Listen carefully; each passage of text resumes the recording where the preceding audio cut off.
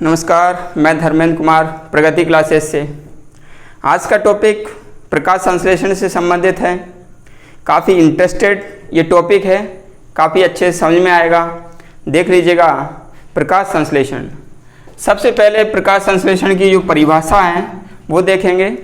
तो इसकी परिभाषा में हमने देखा है कि जो हरे पेड़ पौधे होते हैं वो पृथ्वी से जल लेकर के और वायुमंडल से कार्बन डाइऑक्साइड लेकर सूर्य के प्रकाश की उपस्थिति में अपना भोजन स्वयं बनाते हैं। इस प्रक्रिया को प्रकाश संश्लेषण कहते हैं। तो इसलिए देख लेते हैं प्रकाश संश्लेषण का जो फॉर्मूला है। सबसे पहले 6CO2 प्लस 6H2O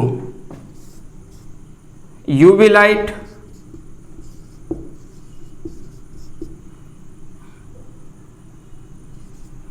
बटे हरे पौधे जिनमें क्लोरोफिल होता है।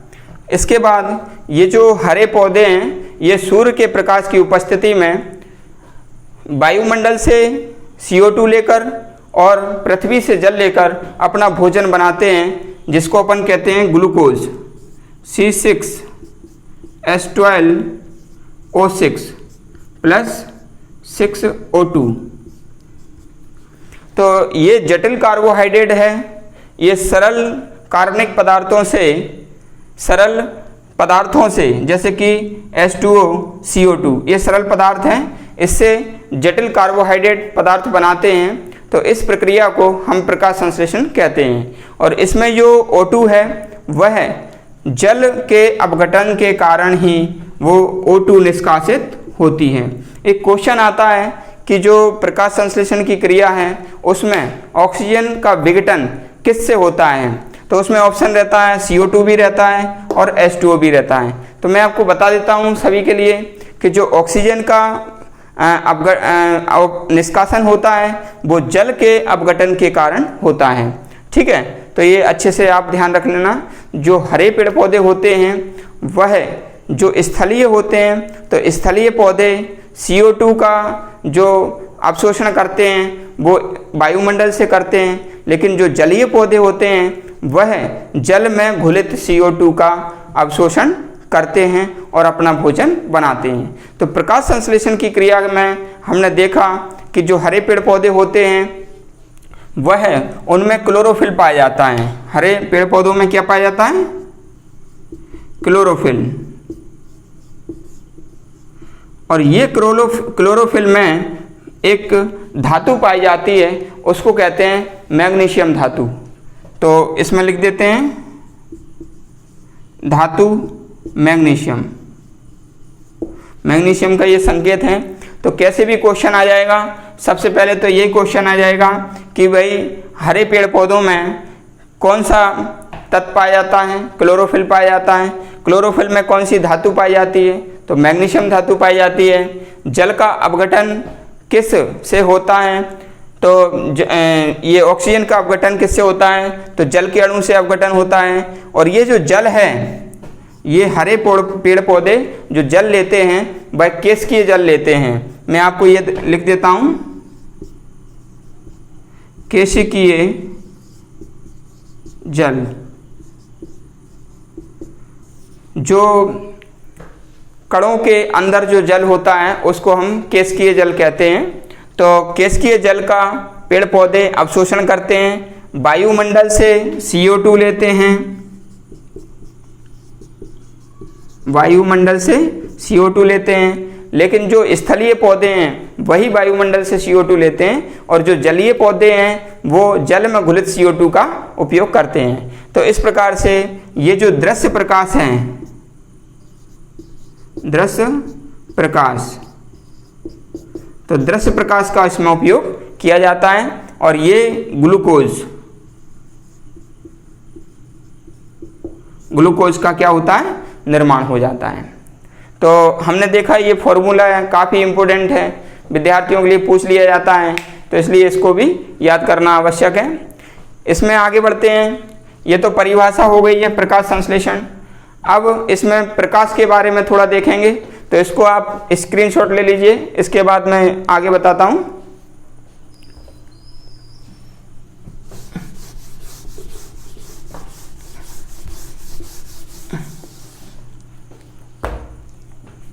आगे देखते हैं, ये दृश्य प्रकाश, दृश्य प्रकाश। तो दृश्य प्रकाश में ये पाया जाता है बैजानी हा पीनाला, ये 7 प्रकार के बैगनी, जामुनी, नीला, हरा, पीला, नारंगी, लाल, ये इतने प्रकार के 7 रंग के इसमें 7 रंग के प्रकाश इसमें पाए जाते हैं दृश्य प्रकाश में।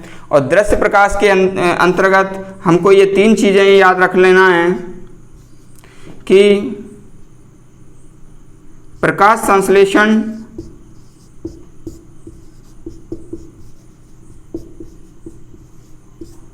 की दर, तो प्रकाश संश्लेषण की दर सबसे ज़्यादा होगी लाल प्रकाश में,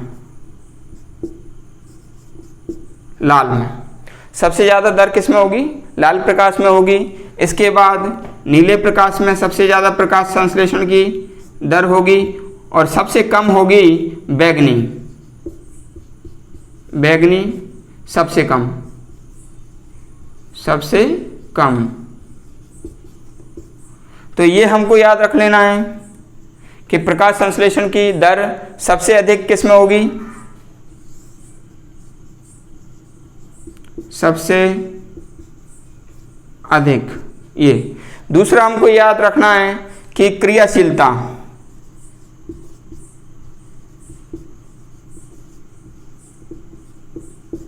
तो क्रियाशीलता किस रंग की सबसे ज़्यादा होती है? नीले रंग की।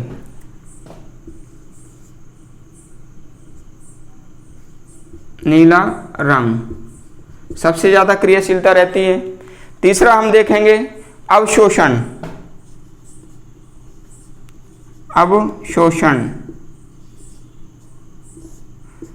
तो सबसे ज़्यादा बैगनी रंग का अवशोषण होता है,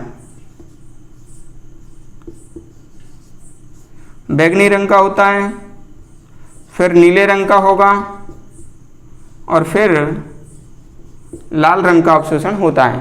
तो दृश्य प्रकाश जो होता है तो उसके अंतर्गत ये 3 चीज़ें हम पढ़ेंगे कि प्रकाश संश्लेषण की दर सबसे ज़्यादा किस प्रकाश में होती है?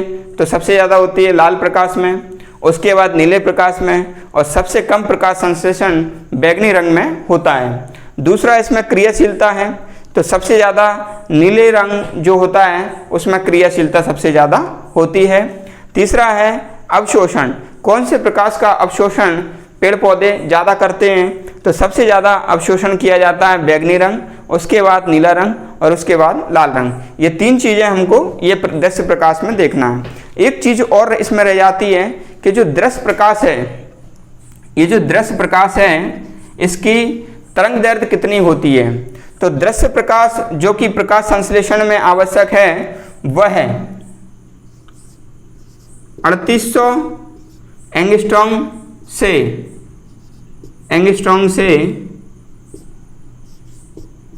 7600 एंगस्ट्रॉम तरंग दैर्ध्य। तरंग दैर्ध्य के बीच वाले प्रकाश को प्रकाश संश्लेषण में उपयोग किया जाता है। तो ये भी आपको अच्छे से याद रख लेना है, इसका भी स्क्रीनशॉट ले लीजिए। इसके आगे देखते हैं,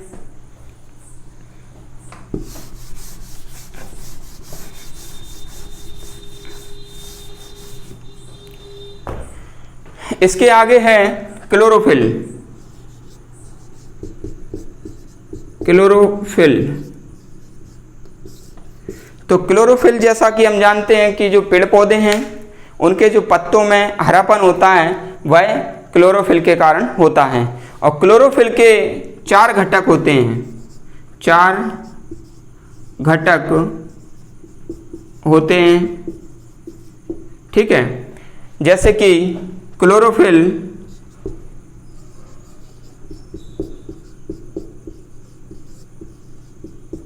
ए, दूसरा है क्लोरोफिल बी, तीसरा है कैरोटीन और चौथा है ज़ैंथोफिल।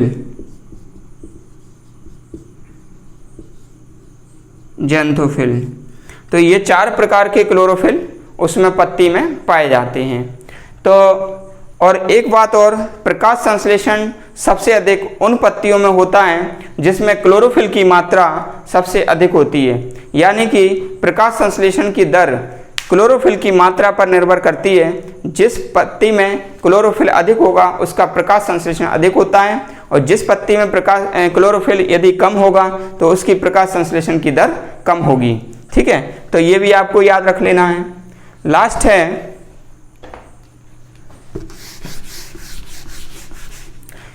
सबसे आखिरी में देखेंगे कि प्रकाश संश्लेषण का जो क्रम है वह पत्ती में किस प्रकार से होता है। तो देख लेते हैं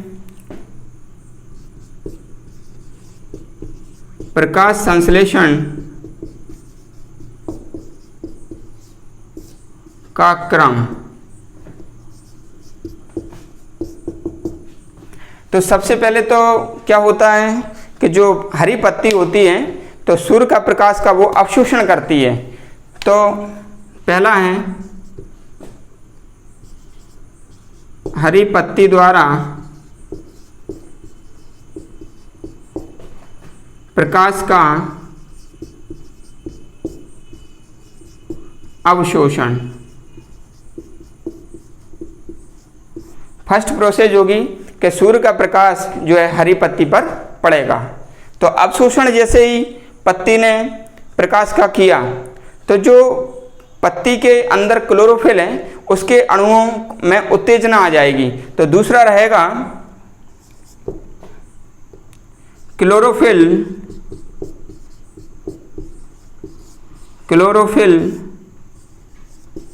के अणुओं में उत्तेजना। ये दूसरी प्रोसेस होगी कि जैसे ही प्रकाश पड़ेगा तो क्लोरोफिल के अणु क्या हो जाएंगे, उत्तेजित हो जाएंगे। और जब उत्तेजित होंगे तो तीसरा पॉइंट बनेगा कि उनके इलेक्ट्रॉनों में, क्लोरोफिल के इलेक्ट्रॉनों में स्थानांतरण होगा। तो तीसरा है क्लोरोफिल के अणुओं में उत्तेजना। अणुओं में के इलेक्ट्रॉन में